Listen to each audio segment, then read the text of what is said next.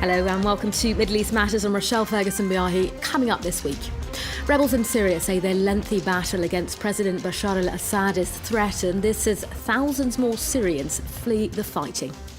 5 months on since images of tiny Aylan washed up on Turkey's shores shocked the world, we asked how his father's coping with the tragedy. Plus, we see how 3D printing is being used to immortalise Palmyra's cultural heritage. After weeks of intense fighting near Syria's second largest city, Aleppo, rebels say their battle against President Bashar al-Assad is losing ground. The regime's offensive, boosted by support from Iranian militia and Russian airstrikes, is gaining momentum. Damascus, meanwhile, is thought to be preparing a siege of the city. Shona Bhattacharya has the details. A pivotal battle. For more than a week now, Russian jets have been pounding Aleppo. Once Syria's economic capital, the city is currently divided in two: neighborhoods controlled by various rebel groups and those in the hands of the government in Damascus. Regime forces are gaining ground. We succeeded in taking control of the towns of Palmyra and Ratian by launching offensives from two directions. Armed terrorist groups have resisted fiercely, but our artillery and airstrikes had forced them to retreat and flee. Russian airstrikes over Aleppo include cluster and fragmentation bombs. Moscow began sending its jets in September when the Assad government was believed to be faltering. Now it's getting help from Iranian, Iraqi, Afghan and Lebanese forces. You can have as many aircrafts as you want and bomb them. You don't take territories if you don't have foot soldiers. The Syrian regime doesn't have foot soldiers in sufficient number to make these advances. Instead of exclusively fighting the Islamic State group, the West's main enemy, pro-Syrian forces, including Russia, are targeting rebels. Those groups have been progressively losing the support of the West, weakening their positions.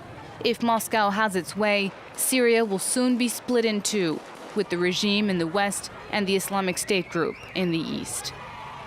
The Russian strategy is to boil the conflict down to a fight between the government on one hand and jihadists on the other, by attacking the so-called moderate opposition supported by the West and Sunni Arab countries. For the Russians, getting rid of that player in the conflict would leave just two sides, which would give Moscow the same enemies as the West. The government in Damascus is believed to be preparing a siege of Aleppo and has already cut off supply routes to the northern Idlib province bordering Turkey. After talks faltered last week, they're set to resume again on February 25th. But by then, the landscape could look very different. The UN has meanwhile called on Turkey to let in thousands of Syrians amassed at its border. Intense fighting has forced many to flee their hometowns in search of safety. Turkish authorities say they're concerned about possible large influxes into the country when they're already hosting more than 2.5 million Syrian refugees. It was only last October that an image of a 2-year-old Syrian boy washed up at sea sent shockwaves throughout the world. Aylan and his family had crossed the Mediterranean Sea to flee the Syrian war, a journey that would also cost his mother and brother their lives. Aylan's father, Abdullah Kurdi, has been trying to rebuild his life since the tragic ordeal. Here are my two children, Aylan and Geleb. Souvenirs are all that's left of Abdullah Kurdi's family. He had this photograph of his two boys enlarged. It affects me a lot, really. 5 months after he lost his family at sea, Abdullah has been trying to find the strength to move on. His wife Rihanna was 27. Ghaleb, in the blue t-shirt, was 4.5 years old, and Aylan, 2 years old. How is it possible? I can't believe they're no longer here. The image of Aylan, who died from drowning, opened the eyes of the world to the plight of Syrian refugees. In this photo, we have this impression that he's sleeping. That's how Aylan slept at home. Est-ce que vous auriez imaginé Could you imagine that the death of your son would set off a wave of emotions across Europe?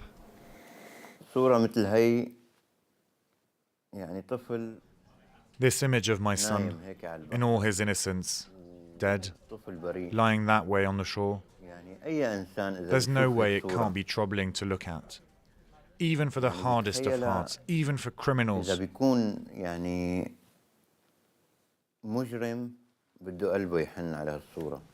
What consoles me now is the thought that Aylan came to the world to bring a message to humanity. That was his destiny. His death woke up the entire world. Since the tragedy, Abdullah has not returned to his village in Syria. Instead, he has settled down in northern Iraq, where the Kurdish government offered him a brand new house in this affluent neighborhood. He doesn't have a job, but he started an association for children of refugees. Please come in. The Kurdish government has provided well for me, as you can see. I have a fridge and a dining room where we can eat. A luxurious home that this ex-barber had dreamed for his family. But now, it's not worth much to him. You know, I don't want this house or the wealth that comes with it. My only wish is humanitarian in nature, to help the children of refugees. And if I succeed in doing it, that's when I will consider myself a wealthy man. Abdullah makes regular visits to a refugee camp in Iraq. Those living here mostly come from Mosul. Thousands of Syrians have joined them, some of whom have been here for years. Among them, many children. Ah, you're a Syrian. It's the first time that you're seen smiling. It's when you come across a child? Children are what life is. We are nothing without them.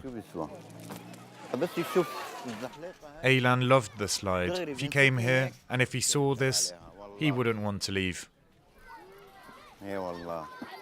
In this camp, nearly all the refugees know about Aylan, but the tragedy that Abdullah lived through has done nothing to stop these families from dreaming about reaching Europe.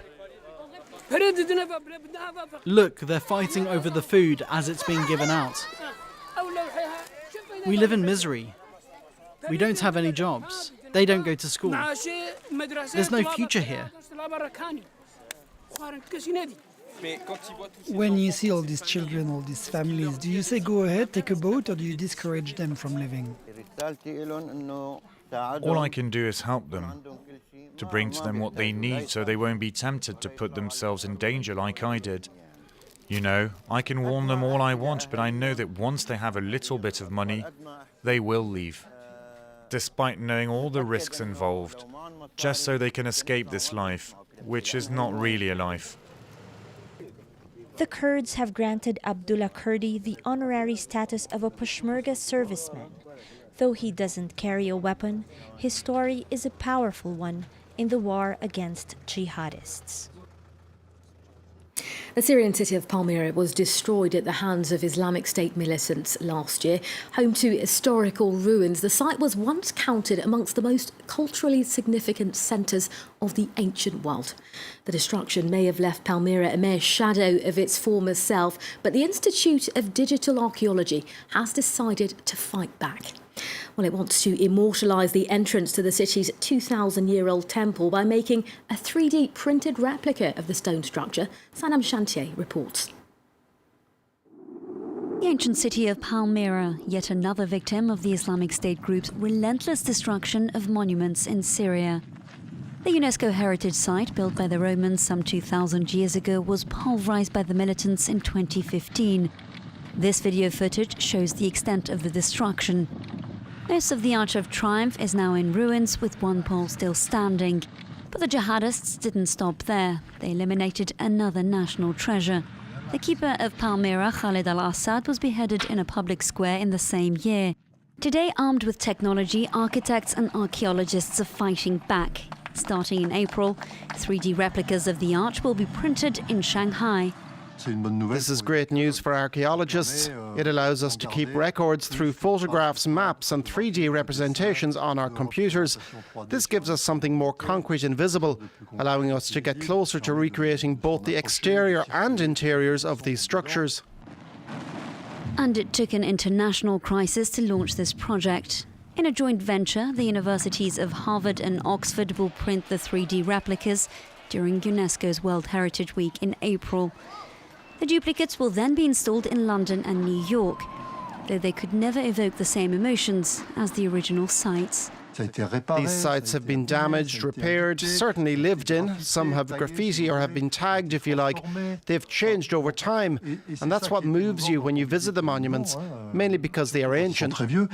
These 3D graphics are seen as a first step, but it's a technology that can pave the way for preserving other World Heritage sites.